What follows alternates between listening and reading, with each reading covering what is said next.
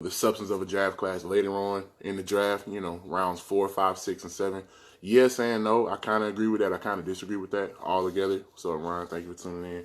And I feel like, ultimately, this draft, myself personally, is very, very, it's not deep. It's deep at a lot of positions: defensive back, wide receiver, running back. Deep at the offensive lineman, at the defensive lineman, edge rushers and interior linemen, respectively. But for this two round mock draft that I did for you guys, I look at it as this is one of the more, evenly distributed, like star-studded, like drafts that we have that I've seen the last like at least couple of years in relation to just across the board at every position.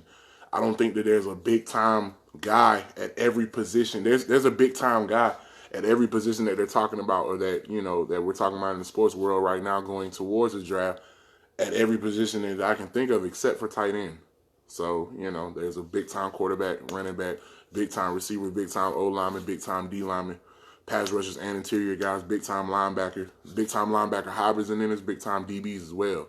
So let's jump right into it, guys. We're gonna start off first of all. I keep my notebook with me. You know how that go. So we'll go ahead and get started. First pick of the draft, the Cincinnati Bengals. I have them taking Joe Burrow. It's pretty obvious at this point that they're going to take Joe Burrow. I don't think that there's any type of smoke screen that the Cincinnati Bengals could put out that we as sports fans, that regular sports fans could believe, or any type of rumor or anything like that I think could possibly even come close to dispelling that right now. At this point, I think Cincinnati, there's other players they could take. There's another player they could take with the number one pick, in my personal opinion, but you just would really be throwing off a lot of what could potentially be something good for the Cincinnati Bengals. And they've been historically bad, I can say, like all of my life, except for maybe like the Chad Ochocinco, Carson Palmer years. So, and then of course the early Andy Dalton years when they couldn't get past the Houston Texans in the playoffs. But nonetheless, I just feel like, Joe Burrow is probably he's not the only solid pick that I have on my list, but I think that he's, the first solid pick that I'm going to announce for the night. I definitely don't see him anywhere else on draft day but in Cincinnati with the number one pick for the Bengals. I have Chase Young going to the Washington Redskins. Shout out my boy Coach Dean, So I have the Skins taking Young at 2. There's a lot of speculation that's been coming around probably the last 6 or 7, I'd probably say like the last 4 or 5 weeks about, Tua Tagovailoa being considered the best quarterback in the draft by Ron Rivera, and that puts him in somewhat of a space to want to, potentially flirt with taking Tua with the second pick overall. But then the media, then in the media you see that shortly thereafter, Coach Mo Flo, what's up, baby? What's going on, big dog? Appreciate you tuning in, man. OC from college right there, man. Coach Maurice Flowers, head coach at Fort Valley State University. But like I was saying, man, with the whole Chase Young thing, with the whole number 2 pick thing, they felt like, we could potentially acquire Tua.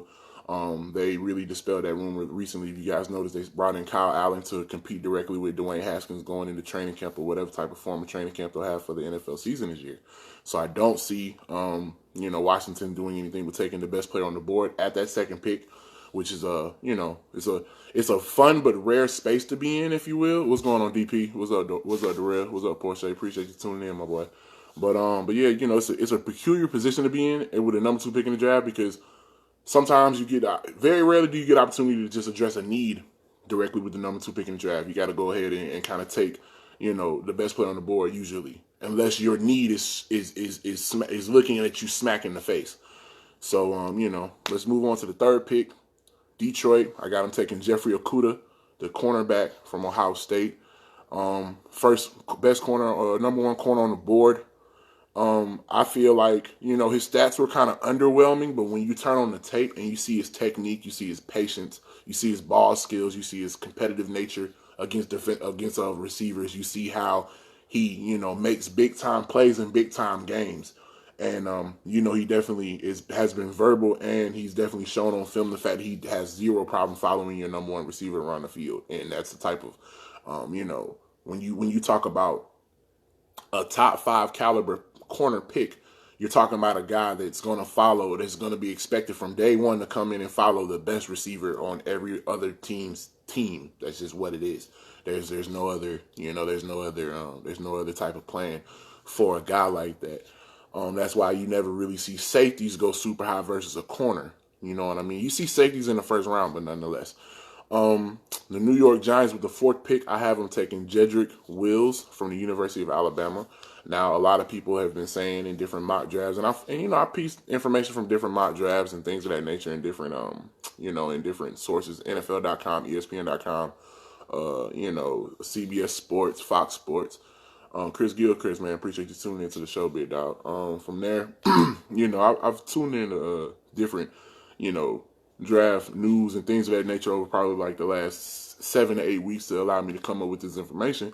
But, I just feel like, ultimately, a lot of people have said Mekhi Becton at this spot or Tristan Wirfs at this spot. But I just feel like, Jedrick Wills might be the best offensive tackle in the draft, period.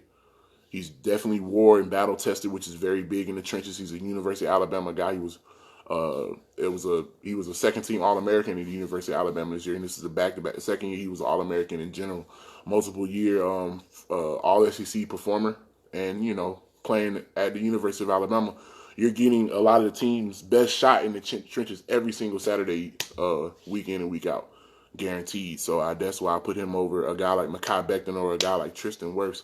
And I also feel that there's NFL teams out here that have fit those players better, and we'll get to that soon. We'll get to that shortly. Tua Tagovailoa going 4th overall to the Miami Dolphins. Going 5th overall to the Miami Dolphins.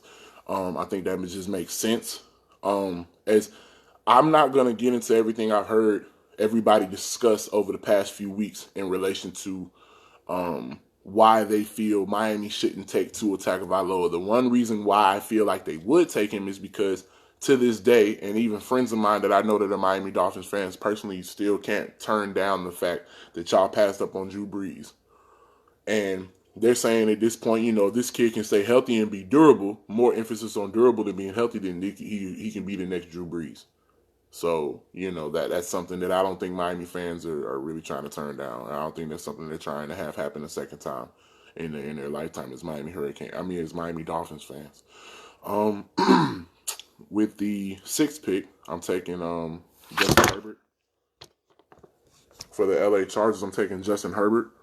Now, a guy like that makes more sense going to a team like the LA Chargers, where you can get in touch with guys like Keenan Allen and Austin Eckler and Mike Williams, and now a franchise tagged Hunter Henry, who's now for at least this year the highest paid tight end in football, things of that nature, and also can be tagged with a guy mentally in Ken Wisenhunt, who definitely has a good history and a good rapport with quarterbacks.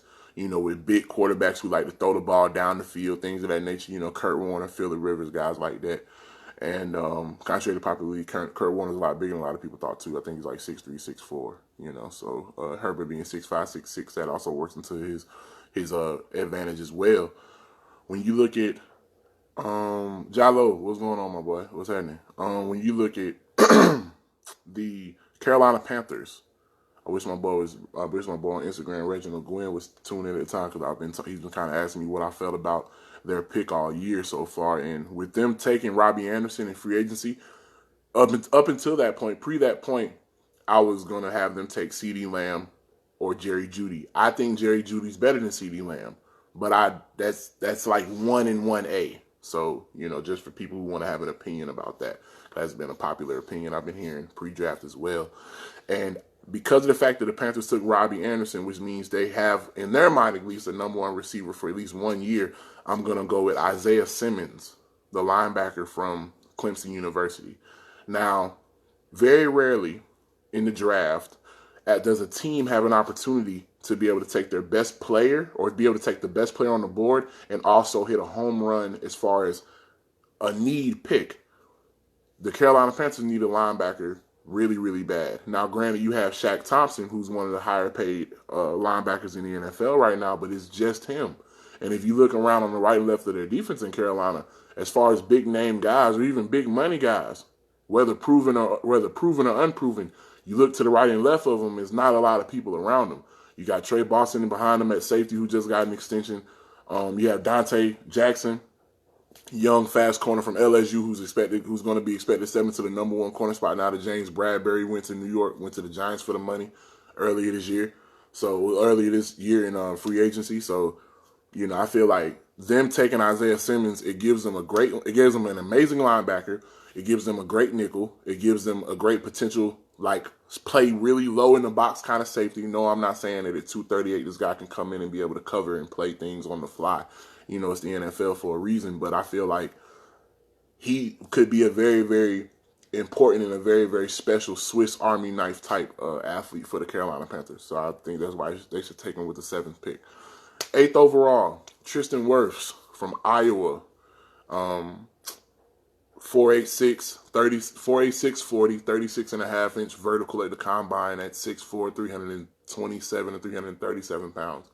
He's played at the University of Iowa, unanimous All-American this year.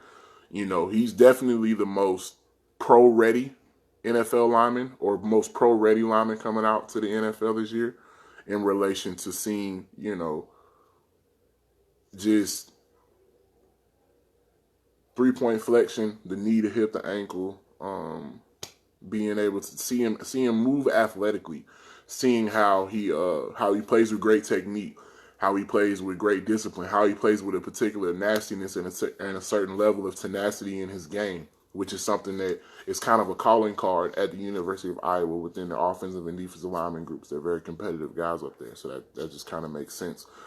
With the 9th pick, I have the Jacksonville Jaguars taking Derrick Brown III from Auburn. Now, once again, best player on the board at this point, in my opinion. So you're taking the best player off the board. But if you guys noticed, the Jacksonville Jaguars just lost out on Calais Campbell in free agency. And they are also looking to have a guy like Yannick Ngakoue to be on the way out of the door, if this year, if not next year for sure. So I feel like bringing a guy in like Derrick Brown III with a guy like Telvin Smith behind him, who I think would be able to come back going forward from his hiatus from the NFL that he took for about a year now and some change. And also, if you guys remember the new $53 million man in the middle of their defense in Jacksonville, a guy by the name of Joe Schobert, who's one of the most underrated free agency signings this year by the in the NFL in the free agency season by Jacksonville. So I feel like, they're a couple with those two guys and a really, really good young safety in the NFL named Ronnie Harrison. I feel like, they'll definitely do a lot with that pick, with taking Derrick Brown with a 9th pick down in Jacksonville. Cleveland Browns, 10th overall, I have them taking Mekhi Becton from Louisville, from the University of Louisville. 6'7", 364. He ran 5.12 at the combine. It's enough said. That's all you got to really worry about when you're looking at a guy that big who can move that fast and also be able to move that fast in such a tight window of space. So, I think that says enough about that. The Cleveland Browns have everything on offense but offensive tackles. They got guards, they got a good center, they got a quarterback, they got running backs, they got receivers, they got one good tight end for sure. So, going forward, and I think that it'll be a really, really dope experience to see these guys be able to bring it all the way together as far as their offensive line, because their offensive line's always lacked behind their skill group, even when they had the luxury of having Joe Thomas for all those years, which was one solid spot amongst 5 starting spots on a NFL O-line. From there, let's go to the New York Jets. A lot of people have been saying pass rusher. They need the edge. Some people are saying Clavon Chason in this pick, which is really kind of a jump. Edge player from LSU. I'm not really finding people on this list as far as edge guys that are that high. So I didn't put Chason that high. I didn't take him. But they definitely need a receiver as well because they just lost Robbie Anderson. So I took Jerry Jeudy with this pick. I think that he's the best receiver in the draft. I feel like not only is he the best receiver in the draft, but I feel like it puts me in a position where if I take Jerry Jeudy because of him being an Alabama guy, him being a Nick Saban coach kid, I can take a kid where I can really, truly depend on you going from being a rookie who's expected to be a number 1 receiver, where I look up in 3 years or I look up in a year and a half and some change, and I see you really starting to like blossom as a number one receiver. When Julio came out of there from Atlanta, they expected him to be a number one. He became that. When Amari took that role with Oakland, he was a number one, had a good year, fell off. Then he went to Dallas and showed it why he's a number one in the league. You know, a guy like Calvin Ridley, he could be a number one a lot of places if it weren't for him playing next to Julio in Atlanta. And then you have currently the situation with Jerry Jeudy. I think he's following in the same exact line of those guys. The Vegas Raiders, the very next pick, CeeDee Lamb comes off the board. I had him initially, earlier today, I had him initially going to the Carolina Panthers, but I realized that the Panthers signed Robbie Anderson, so that's not necessarily necessary. So that means that we're going to have him going to the Raiders at the 12th overall pick. I got Patrick Queen, the linebacker from LSU, going to the San Francisco 49ers. Tackled everything in the national championship. They moved sideline to sideline within anywhere between 3 yards behind the line of scrimmage, anywhere between 5 to 7 yards past the line of scrimmage. He hit everything he moved. You know, he was a big cog on one of the most talented defenses in college football this year. And knowing I'm not just saying that because it's LSU, but if you look at it statistically and how many players are going to get drafted from that starting defense, it was one of the most talented units in college football this year. The Tampa Bay Buccaneers, they just acquired Tom Brady. Obviously, everybody's still talking about that. That's still a big deal. So I definitely see them taking offensive line at that position. The best offensive lineman, once again, this is another position for the third time in this mock draft where a team can take the best player that's on the board available to also cater to a need, which is a guy named Andrew Thomas, the first-team All-American tackle in college football this year from the University of Georgia, back-to-back All-American years, 3-time All-SEC. So, you know, that just kind of speaks for itself. The Denver Broncos, I have them taking Henry Ruggs III from the University of Alabama. They need speed desperately in their receiving core. They have big receivers that can go get it, and they also have serviceable tight end play as well, but they need speed that can be able to make high-low reads with a seam route or a deep route over the top, be able to be, more respectably defended by defenses, or, being able to just have a guy who can threaten things in the slot for you as an offense. And what they're trying to do out there with Melvin Gordon and Phillip Lindsay and Drew Lock and Cortland Sutton and a relatively decent offensive line, then, I think that that'll be a really, really great pick for the Denver Broncos. Let's go to Atlanta. The Atlanta Falcons. I have the Atlanta Falcons taking C.J. Henderson from the University of Florida. Second corner in the draft behind Jeffrey Okudah. Pretty consensus opinion on that. Christian Fulton could have been in this pick. A.J. Terrell could have been in this pick. I'm saying this because Atlanta needs DBs really, really instantly. They need the DBs immediately. They need corners, not so much safeties.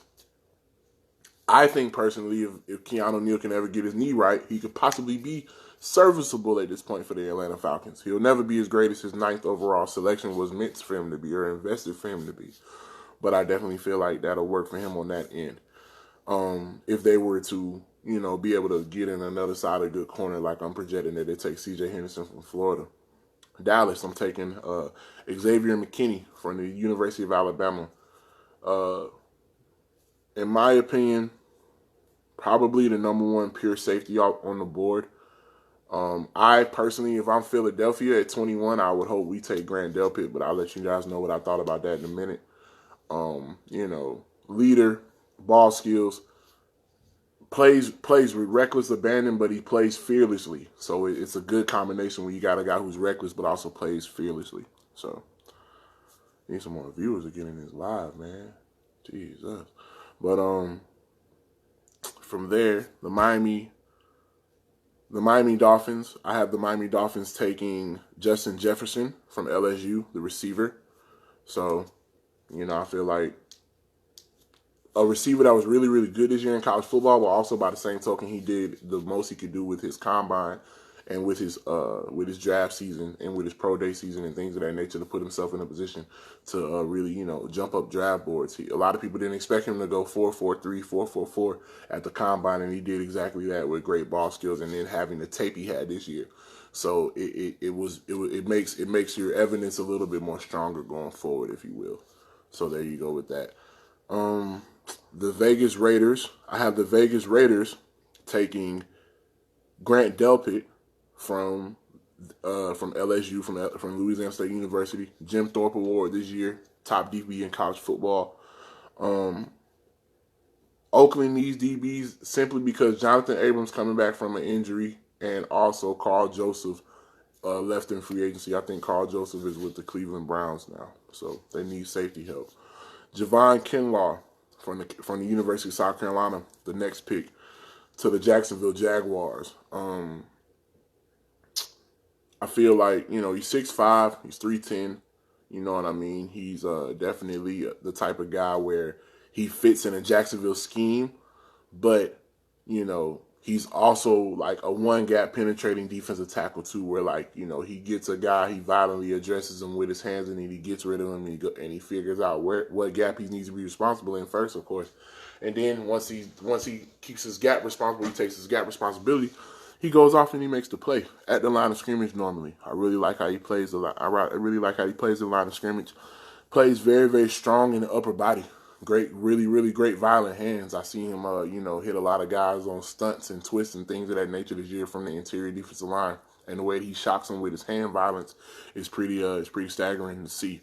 So I got Christian Fulton, cornerback from LSU, going to the Philadelphia Eagles at 21. We need DB play, and I don't want bad DBs. And I don't want DBs from schools I've never heard of. I would rather us take a guy like Christian Fulton, who's going to be a safe DB from a safe school that produces great DBs, and I think is going to be able to come in and help us out. Mind you, we let go of a lot of DBs this year. One guy that we kept a hold on to was an LSU guy, Jalen Mills. So, we do it. We definitely, have a place for, LSU in our defense. So I definitely want us to see us bring in a guy like Christian Fulton. And, it's the draft, so I could be wrong. So even a guy like Grant Delpit, that'd be fine with me. I wouldn't be mad at that at all. The Minnesota Vikings, I have the Minnesota Vikings taking A.J. Terrell, corner from Clemson University. The New England Patriots, I have them taking Kayvon Chaisson, the edge linebacker from the LSU Tigers. I have him going to the New England Patriots. Primary reason why I have him going to the Patriots is because of the fact that he's an edge guy, and he can rush the passer and play the run on the edge, which is really, really integral to Bill Belichick's defense. Example, Kyle Van Noy or Jamie Collins, guys like that can. You could play a guy like that in the box, but you can also play a guy like that on the edge, and you can also ask a guy like that to go pass rush. So it's like, getting 3 different skills for the price of 1. The New Orleans Saints, I have them taking DeAndre Swift from the University of Georgia. A lot of people argue with me on this pick because they don't feel that, running backs should be taken that high or anything of that nature. And, me, myself, personally, I disagree with that. So I feel like because of what New Orleans does well, I'm getting my ends mixed up. You got Alvin Kamara, picture this, Alvin Kamara, Drew Brees, Michael Thomas, and then Taysom Hill, and then a guy like DeAndre Swift, where you can line them up in the slot, you can play them at tailback. You got a lot of the same type of player in one, except at the running back position.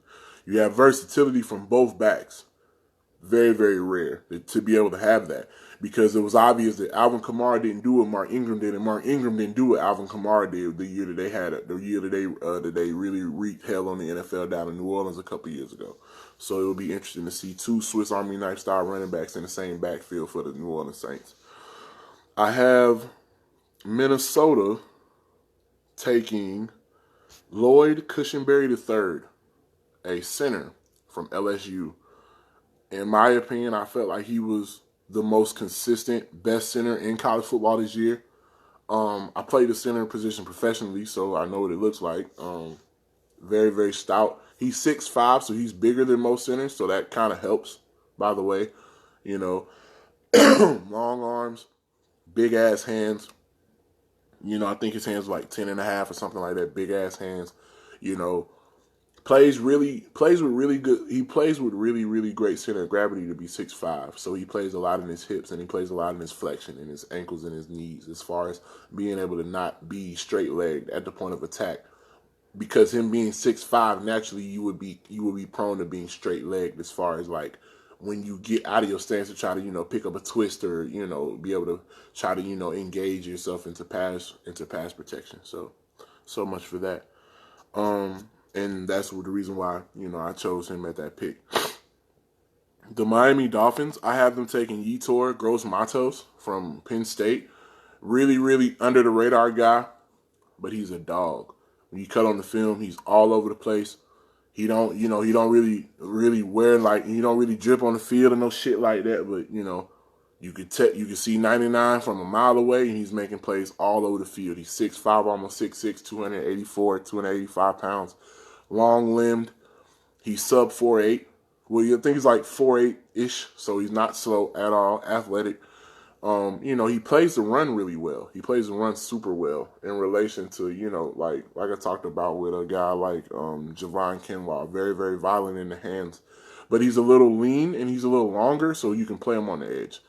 Miami, if they're going to have a 3-4 style or a New England style of defense with Brian Flores as the head coach down there, he's perfect type of guy to play that 5 technique kind of like edge defensive end, D-tackle kind of hybrid position because of his length at 6'5".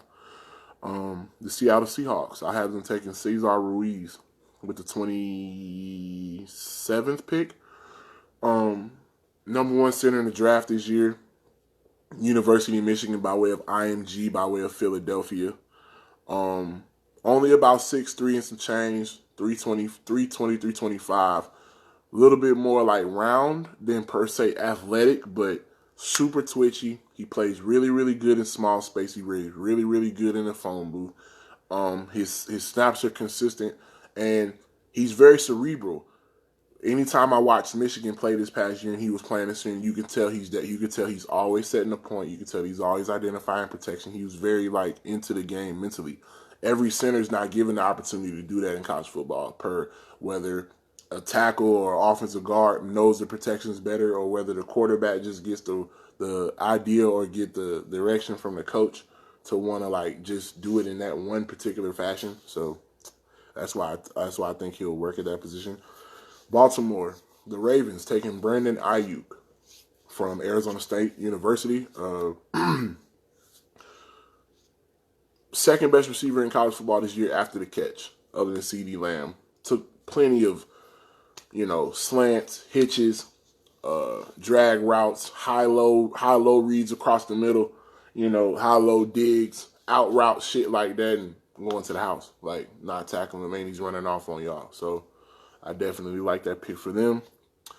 Tennessee Titans, I have them taking Austin Jackson from the University of Southern California. First of all, they're replacing Jack Conklin, who's going to be the right tackle in Tennessee now. Second of all, one of the most safest picks in the history of the NFL draft, so they say, is an offensive lineman from USC. They say you can never go wrong taking an offensive lineman from USC. I could go into the history behind it all and tell you about a whole hell of a lot of good offensive linemen from USC, and even guys who are still currently in the league, and even a guy who was all decade that's a USC grad, a guy named Tyron Smith, but I won't get into that. They need a right tackle. Austin Jackson probably isn't athletic enough to play left tackle in the NFL, so I see them taking him and bumping him right over to a right tackle. The Green Bay Packers draft T. Higgins with the 30th pick. Guy out of Clemson University, just giving some big body receiver help on the other side of Aaron Rodgers. From there, we'll go ahead and cut this Instagram feed because it seems like nobody really trying to tune in. I don't know, I think I'm gonna just do the first round, guys. But from there, J.K. Dobbins with the 31st pick from the San Francisco 49ers. Kind of a, big time splash style of pick in relation to, a lot of people don't think that J.K. Dobbins is a first round talent, but I believe the fact that J.K. Dobbins is not only a first round talent, but I think he fits going to San Diego. They need what's up, Twin? What's happening, my boy? They need a solid running back one in San Francisco, and the end of the first round is about 3 or 4 things. You're trying to get the best player on the board that's left. You're trying to get the best player on the board that's left that y'all didn't think would get to that spot at that position. Number 2. Number 3, you're trying to get value for your pick. So in number 4, also, you're kind of being sometimes strategic. Like, perfect example, the year that they took Lamar Jackson. If the Baltimore Ravens didn't trade up and take Lamar Jackson, I don't know where Lamar Jackson would have ended up at. But Ozzie Newsome, who's the person who facilitated that situation, he knows, or he knew, he was very privy, he was very hip to somebody in the NFL knowing something that only him and that other person in the NFL knew about the perspectives of Lamar Jackson as an athlete in the NFL and as a player. And he said, okay, we're going to trade up and we're going to take this kid because somebody else is going to take him. Maybe could have taken him in the division. Cincinnati Bengals could have fucked around and took Lamar Jackson in the second round or something. And he'd have been a fucking nightmare for everybody in the AFC North. So situations like that is what I mean by example in relation to take a guy like J.K. Dobbins with the 31st pick. And with the last pick in the first round, this is another great example of what I'm talking about. Clyde Edwards-Helaire from LSU. I think he's perfect for what the Kansas City Chiefs want to do. He's like kind of little. If you can remember a guy they had named Jonas Gray, he's kind of little like Jonas Gray, but he's thick like LaShawn McCoy, like his body shape and his body size. But he's athletic and he's agile and he has that kind of jitterbug to him like Damian Williams. So I feel like, it'll definitely be I definitely feel like, it'll definitely be a great pick for them to go ahead and take Clyde Edwards-Helaire with the first one, with that 32nd pick. And I also say that because I feel like he's worth of a first round pick.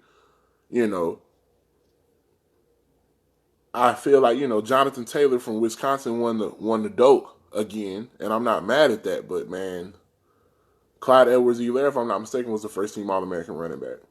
And he deserved it. And I felt like he had, because the SEC is a better conference than me than the Big Ten, I felt like he had a better year. There you go. I'll just say it.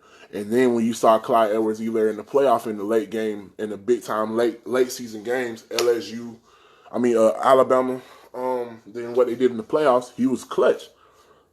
He was clutch as hell. He refused to be tackled. He was catching the ball out of the backfield. He can block. He wasn't fumbling the ball. He was you could depend on him. So we'll kind of run through the second round kind of quickly because I'm probably going to go ahead and get up out of here in a minute. Cincinnati starting off the second round. Ross Blacklock, defensive tackle, TCU, 6'4", 310, pass rush guy. He'll be able to give Geno Atkins opposite next to him because Geno Atkins is one of the best one of the best point of attack D linemen in the league interior wise. And then you got a guy like Blacklock who can take one gap and get up the field. Antoine Winfield Jr. from the University of Minnesota to the Indianapolis Colts. Excellent slot corner. That's what makes him great. But what didn't make him great overall was just later, like he waited hella long in his career in Minnesota to make big time plays.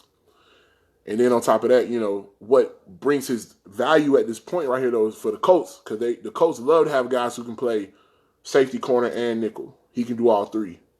He can play safety and nickel. He plays a little corner, but he can definitely play safety and he can definitely play nickel. He's probably the best nickel in the draft, arguably. So there you go.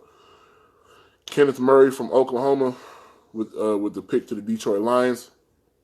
Zach Bond, edge linebacker to the New York Giants. Josh Jones, offensive tackle, going to Houston. So the Chargers got Justin Herbert, and then they turned around and got an offensive lineman to protect his ass on the back end.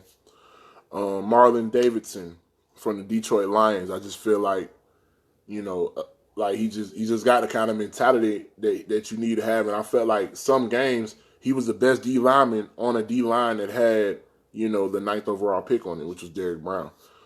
You got Neville Gallimore going to the Canadian-born D tackle from Oklahoma, going to the Miami Dolphins with the next pick. After that, the Houston Texans select Jalen Reagor, 4.28 pro day 40 this past week. Kid can fly, about 6 feet tall. Wouldn't mind Philly taking him, but I don't want us to take him at 21. If we got anybody at 21, I wanted to be able to take Justin Jefferson at 21. Cole Kmet, tight end from Notre Dame. Next pick going to Cleveland. Jake Fromm going to the Jacksonville Jaguars, giving Gardner Minshew a little bit of a challenge. I could possibly see New England swapping out with Jacksonville for that slot to take Jake Fromm as well, though, because Jacksonville may be willing to get out of that spot because they got a quarterback. You know, that Minshew Mania shit is serious down in Jacksonville right now. They really eating that shit up. Denzel Mims, 6'3", 436 guy from Baylor, receiver. Chase Claypool from Notre Dame, tight end receiver. KJ Hamler, another receiver, scatback hybrid for the Buccaneers, giving Tom Brady some young speed. Tom Brady love to have young speed. You know, he got everything else he need over there, but he ain't got no real like speed. So he needs some speed over there on the offense. So that can be provided with that. Ashton Davis from Cal going to the Denver Broncos. Trevor Lewis from Alabama going to the Atlanta Falcons. James Lynch going to the New York Jets from Baylor, Defensive Player of the Year in the Big 12 last year. Jalen Hurts going to the Pittsburgh Steelers. I feel like they'll definitely take Jalen Hurts, and I feel like of all the quarterbacks that they've taken since they had been Big Ben, and they've taken all these other quarterbacks since then to try to kind of accompany themselves and attach themselves to Big Ben for the long haul. I think he'll make it. I really think like when Big Ben retired, Jalen Hurts will come in. He'll be great for the Pittsburgh Steelers. I just really feel like that in my heart of hearts. Isaiah Wilson to the Chicago Bears. Offensive tackle from UGA, played opposite Andrew Thomas. Bears need O-line help. Kyle Duggar from Lenore Ryan University going to the Dallas Cowboys. Another safety for the Dallas Cowboys because they need safety help bad, but then potentially help. Who knows? Kyle Duggar could potentially end up being a corner. He can end up being a nickel. Who knows? Other than just being a safety, you can't just do one thing in the NFL unless you're just that guy. Miami, I have them taking Sadiq Charles from LSU, left tackle. The LA Rams, I have them taking Tyler Biadasz from the University of Wisconsin. Anthony Jennings going to the Tennessee Titans out of Alabama, edge rusher. That's not all of the second round. I didn't finish all of the second round. But that's pretty much my mock draft for the most part, man. You know, I hope you guys enjoyed it. I appreciate the guys who watched on Facebook. And I appreciate the people who watched on Instagram as well. And y'all enjoy y'all evening. I guess we'll be back next week during the draft. I guess I'll probably do another podcast next week while the draft itself is going on. So y'all be good. Video.